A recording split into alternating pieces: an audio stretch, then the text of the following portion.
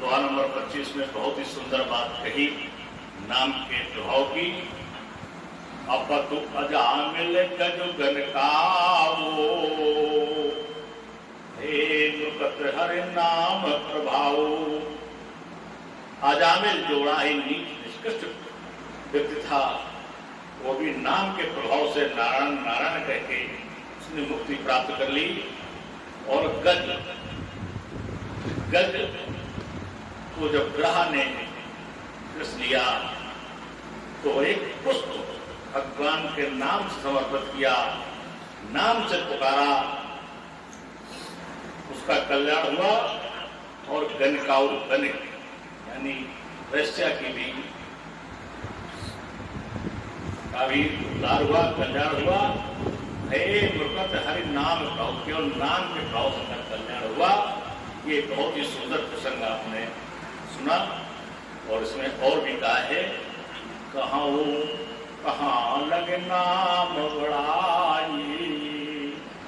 राम के नाम की बड़ाई को कहाँ तक कहा जाए। राम न सकहीं नाम गुण गाई। भगवान राम स्वयं अपने नाम के प्रभाव को, गुणों का बखान नहीं कर सकते हैं। ये है राम के नाम का प्रभाव। और दोहा नंबर 26 में भी नाम की ही महिमा बताई गई है। नाम राम को कल्प तरो। इस कलयुग में राम का नाम एक कल्प वृक्ष है जो मनवांछित फल प्रदान करता है, मन चाहा पदार्थ देने वाला है। राम का नाम कल्प वृक्ष।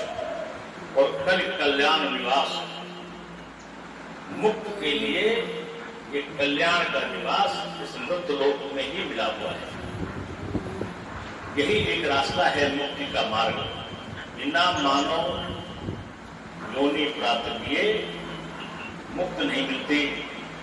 इस मृत लोक में आने के बाद ही मुक्ति मिलती है। ये मानो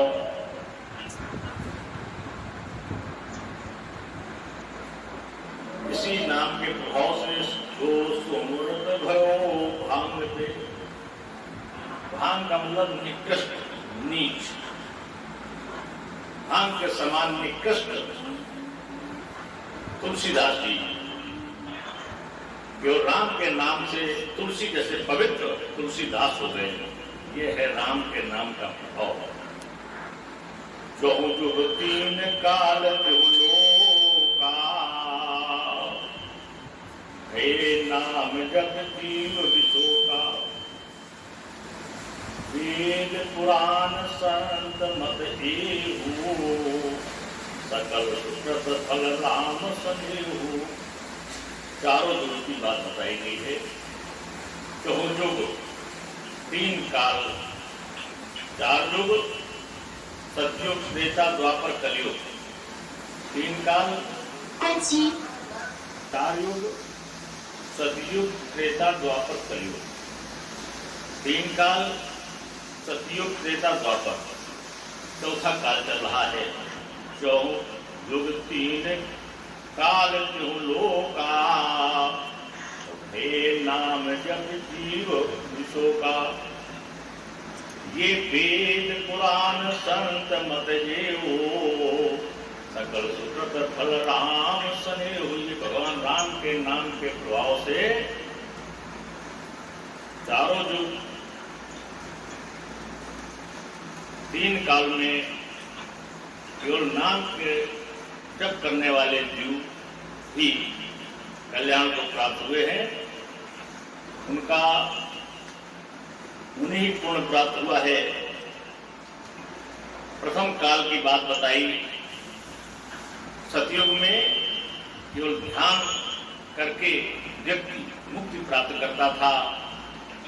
दूसरे युग में, त्रेता में, मत यानी यज्ञ करके पुण्य प्राप्त करता था, मुक्ति प्राप्त करता था। द्वापर परितोषत प्रभु पूजे। द्वापर में भगवान का पूजन करके मुक्ति प्राप्त करता था। कल केवल मल मूल मलिना, ये जो कल काल है, ये कलयुग पाप की जड़ है, मलिन है। इसमें मनुष्य का मन केवल पाप की ओर ही जाता है। तो इसमें केवल भगवान राम के नाम को ही आधार बताया गया है, जो नाम लेने से ही उसका कल्याण होता है।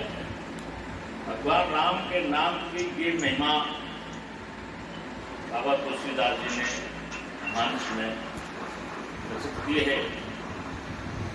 कहूँ जो तीन काल लोका हे, नाम जप जीव शोका, वेद पुराण शांत मत जीवो, सकल सुरत फल राम सनियो।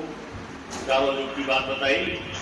दान प्रथम यानी सतयुग, मक विद दूजे दूसरा युग यानी त्रेता।